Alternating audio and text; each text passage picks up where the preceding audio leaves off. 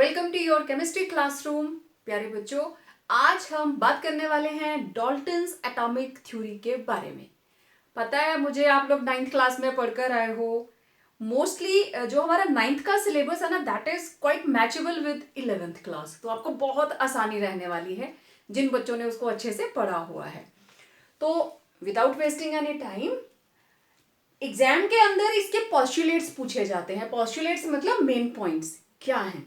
7 और 8 इतने पॉइंट्स आप पढ़कर आते हो। तो जैसे हमने पहले किया, Dalton's atomic theory, yes it was given by John Dalton.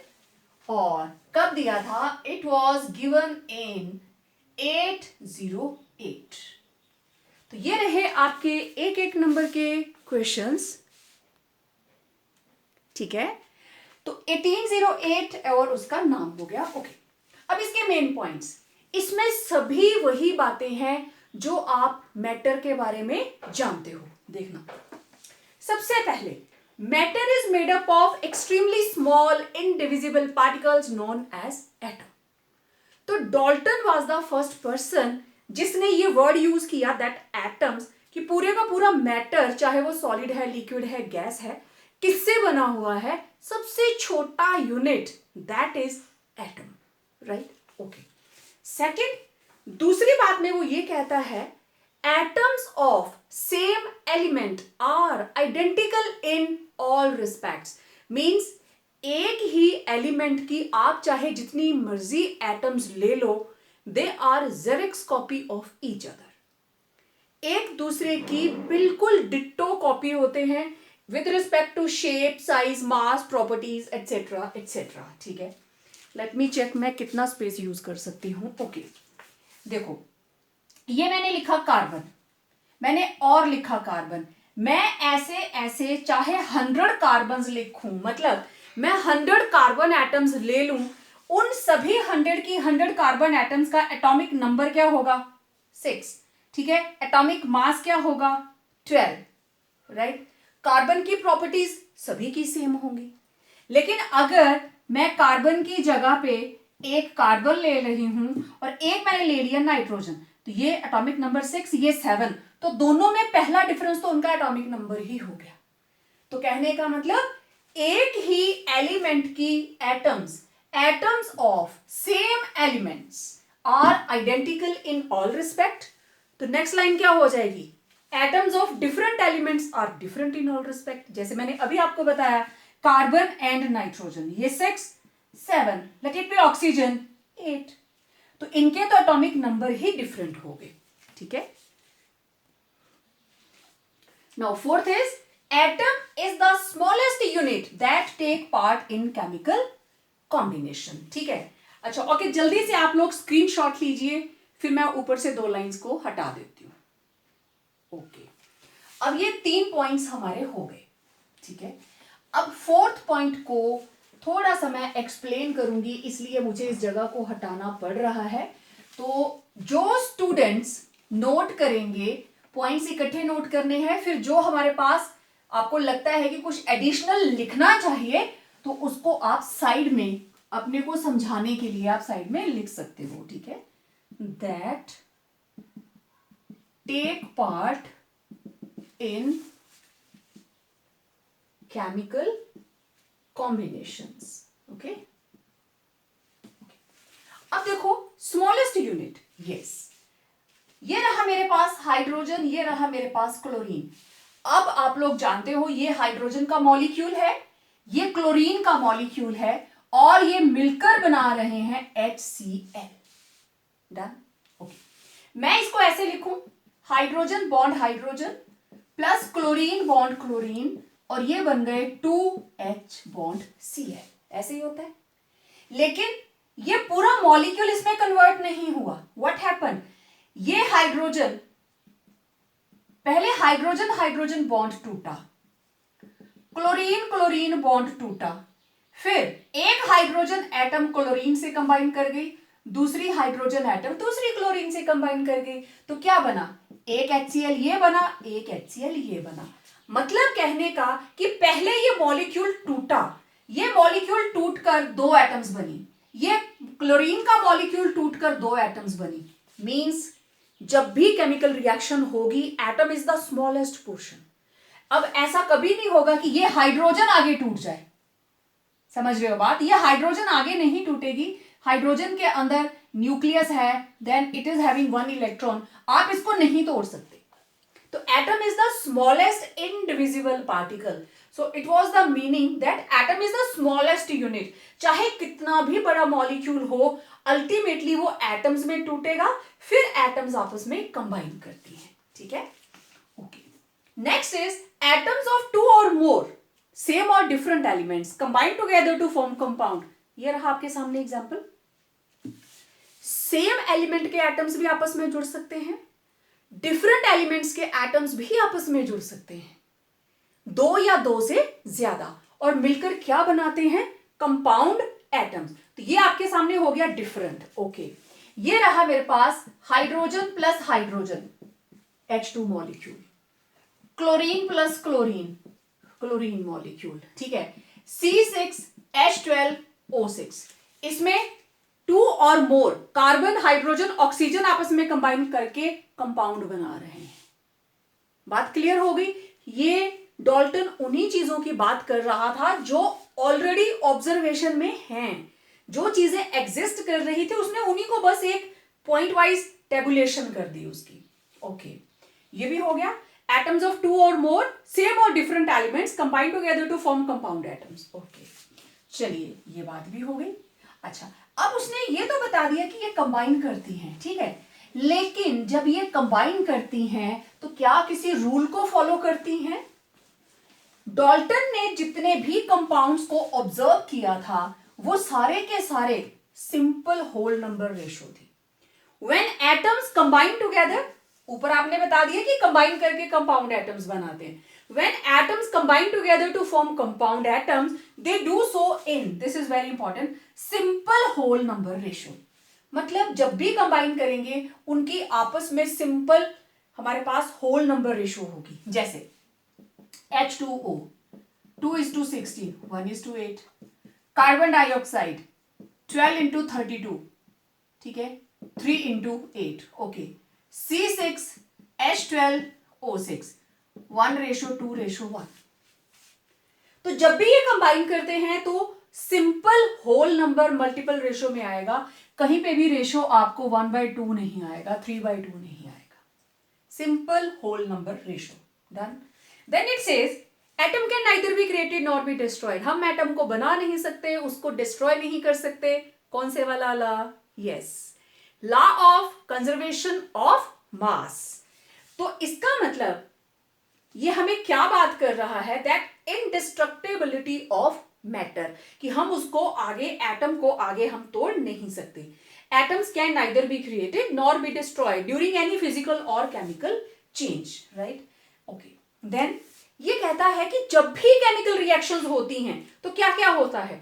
या तो कॉम्बिनेशन होगा, ठीक है, hydrogen plus oxygen H2O combination हो गया, या फिर सेपरेशन होती है, ठीक है, मतलब PCl5 ये टूट कर देगा PCl3 प्लस Cl2, सेपरेशन हो गई, या फिर रीअरेंजमेंट होती है। एटम्स इस तरीके से खुद को रीअरेंज करती हैं कि एक रिएक्टेंट से दूसरा रिएक्टेंट बन जाता है। तो ये थे main points of Dalton's atomic theory. तो ये तब की बात है, ये उन दिनों की बात है जब इतने ज्यादा इक्विपमेंट्स डेवलप नहीं थे, हमारे पास ज्यादा रिसर्च भी नहीं थी, क्योंकि उस टाइम पे बहुत सारे लोग रिसर्च के फील्ड में नहीं जाते थे, जबकि अब तो साइंस को इतना एक्सपोजर है, हर कोई बच्चा साइंस पढ़ना चाहता है। दैट इज वेरी गुड, क्योंकि ये ऐसी ब्रांच है जो फैक्ट्स के ऊपर बेस्ड है। जिस चीज को आप प्रूव करेंगे उसी चीज को दुनिया मानेगी। तो जो चीजें डाल्टन ने प्रूव करी थी, जो उसके पास ऑब्जर्वेशंस थी, उसने उन्हीं चीजों को जर्नलाइज करके ये थ्योरी दी थी, ठीक है। लेकिन काफी टाइम तक इन्हीं चीजों को फॉलो किया जाता रहा। देन कुछ और साइंटिस्ट जो डाल्टन के फॉलोअर्स हैं, नील बोहर है, कुछ और साइंटिस्ट हैं, तो उन लोगों ने फिर इसको मॉडिफाई किया। हाइजेनबर्ग्स है, इन लोगों ने मॉडिफाई करके बना दी मॉडर्न एटॉमिक थ्योरी, जिसको हम अब फॉलो करते हैं। ये तो डाल्टन की कही हुई बातें थी। अभी जब मैं पॉइंट बाय पॉइंट बात करूंगी तो आप उस चीज को अंडरस्टैंड करोगे कि यस, हम तो इस चीज को ऐसे मान नहीं सकते। इसी के पॉइंट्स को हम कंट्राडिक्ट करेंगे। तो लेट्स सी। तो अभी हमने बात की डाल्टन्स एटॉमिक थ्योरी के बारे में। अब देखिए इसकी वो कौन सी लिमिटेशंस थी जिसने हमें मजबूर किया कि हम मॉडर्न एटॉमिक थ्योरी के बारे में बात करें। ठीक है, एवरी टाइम जब भी कोई रिसर्च होती है कोई ना कोई उसको चैलेंज करता है, देन एक के बाद एक मॉडिफिकेशंस होती जाती हैं।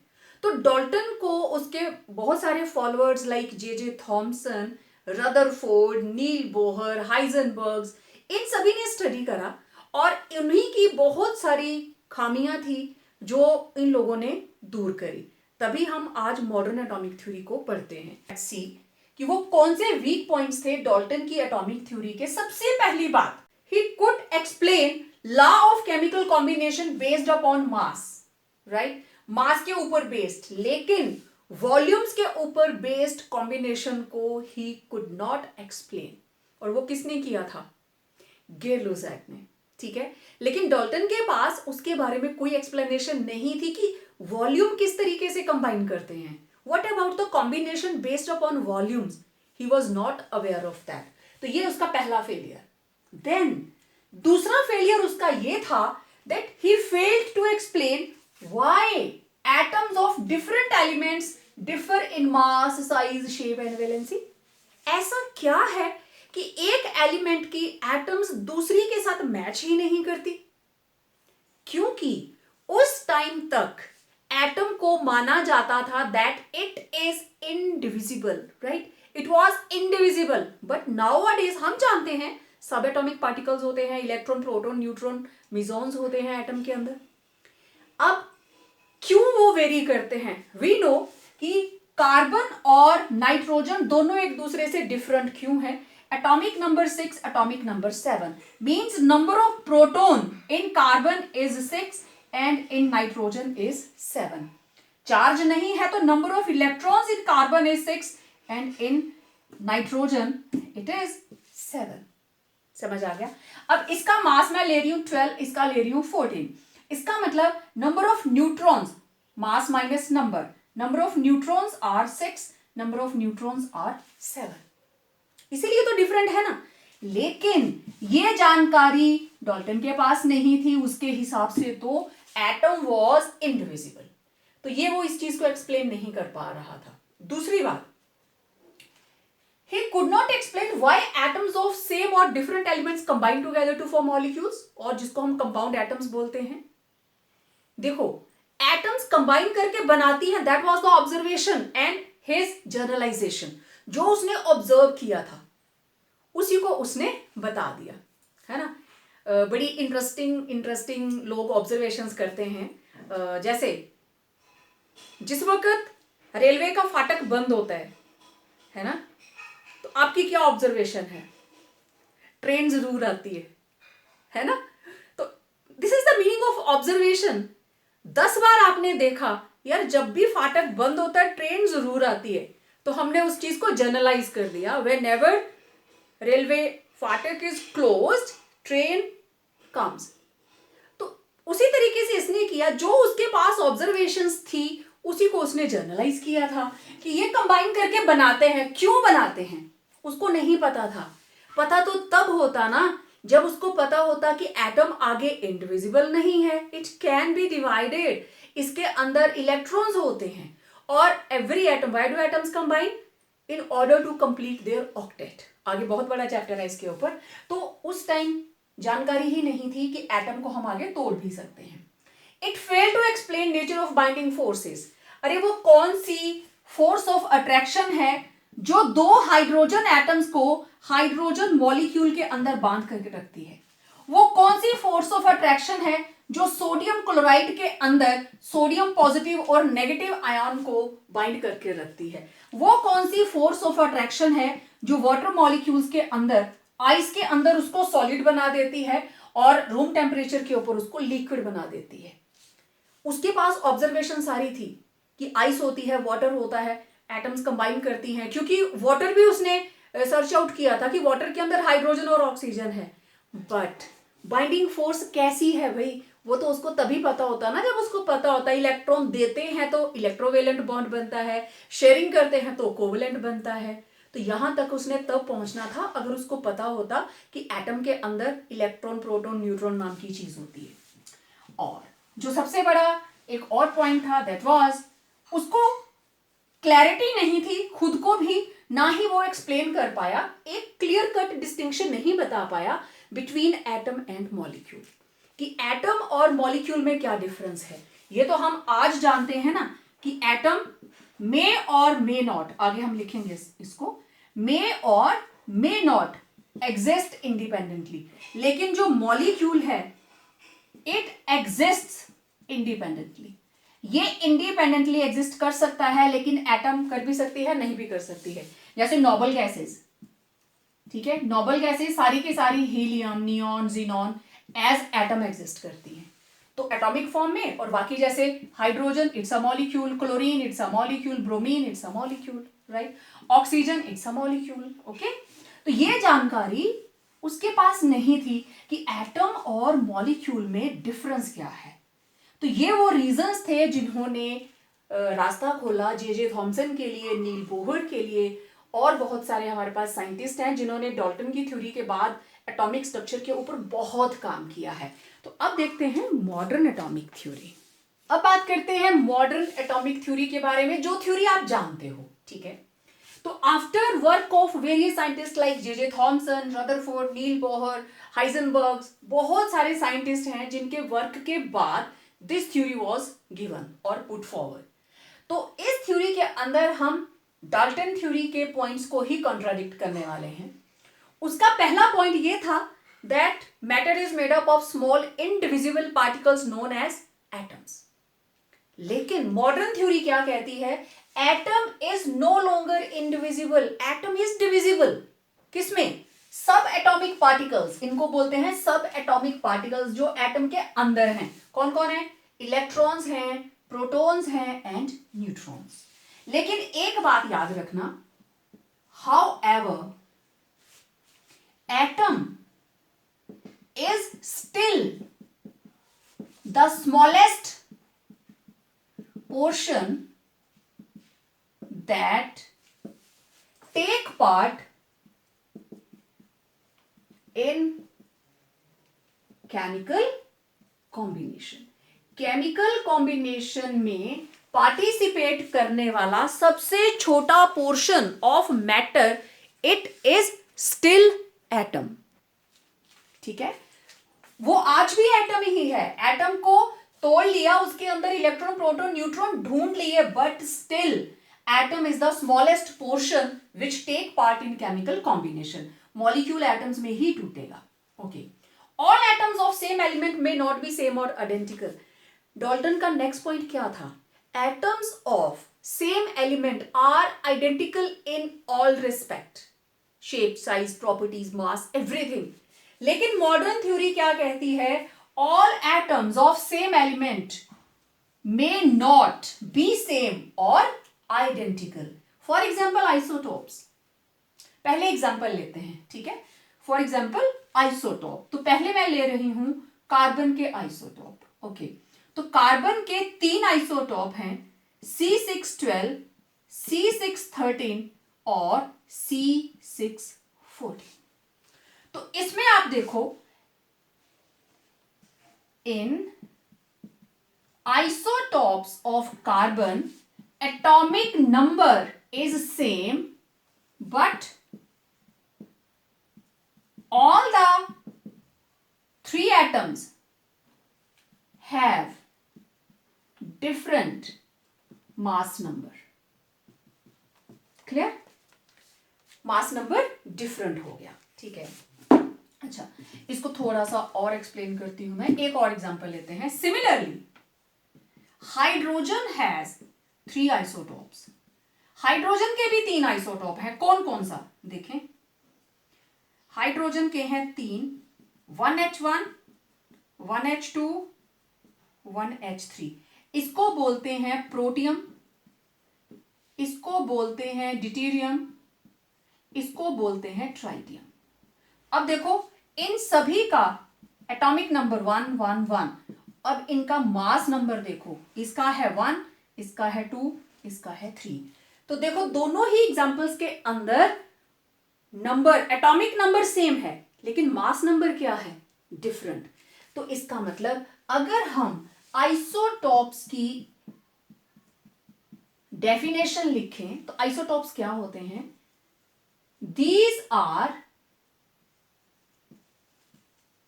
Atoms of same element having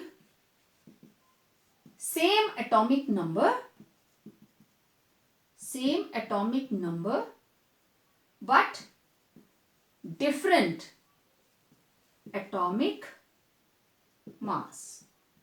तो this is the definition of isotopes. आप ये पॉइंट लिखेंगे, फॉर एग्जाम्पल आइसोटॉप्स, कार्बन का एग्जाम्पल, हाइड्रोजन का एग्जाम्पल, और सबसे नीचे ऐसे बॉक्स बनाकर आप आइसोटॉप्स की डेफिनेशन लिखोगे। This is very very important. Sometimes exam के अंदर सिर्फ आइसोटॉप ही पूछ लिया जाता है। तो आई होप आपको ये दोनों पॉइंट क्लियर हो गए। ठीक है, जिसको स्क्रीनशॉट लेना है ले लीजिए, फिर मैं नेक्स्ट पॉइंट लिखती हूं। नेक्स्ट इज, डाल्टन ने कहा था atoms of different elements are different in all respects. Modern theory कहती है may be same, atoms of different elements they may be same. For example isobars. अब एक और नई टर्म आ गई, आइसोबार्स। दैट इज, हमारे पास है कैल्शियम, ठीक है, कैल्शियम है, देन आर्गॉन। कैल्शियम का एटॉमिक नंबर 20, आर्गॉन का एटॉमिक नंबर 18। कैल्शियम का एटॉमिक मास 40, आर्गॉन का भी 40। We are having one more element, potassium, it is also 40। तो इसके अंदर atomic number is different, atomic number is different but atomic mass is same। तो isobars क्या होते हैं, what are isobars? ऐसे लिखना है नीचे, these are atoms of different elements having different atomic number but same atomic mass। Exam में कई बार सिर्फ यही आ जाता है, आइसोटोप क्या होता है, आइसोबार क्या होता है। क्लियर हो गया सबको? तो उसका तीसरा पॉइंट भी हमने जुटला दिया। ठीक है, फिर उसने कहा था whenever atoms combine they do so in simple whole number ratio. तो मॉडर्न थ्योरी ये कहती है एटम्स हमेशा जरूरी नहीं है कि सिंपल होल नंबर रेशो होगी। Atoms may not always combine in simple ratios.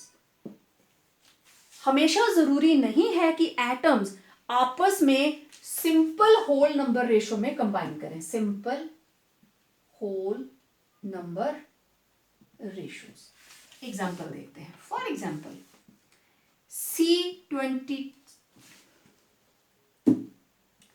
C12 H22O11, तो रेशो क्या हुआ, 12:22:11 है ना different. Is it simple? No, this ratio is not simple. तो ऐसे बहुत सारे बड़े बड़े कंपाउंड्स हैं जिनकी रेशो सिंपल नहीं है। फिर लास्ट पॉइंट में वो बोलता है atom can neither be created nor be destroyed. ठीक है, indestructible, but in modern chemistry atom is no longer indestructible. ठीक है, ऐसी कितनी सारी केमिकल रिएक्शंस हैं। For example in nuclear reactions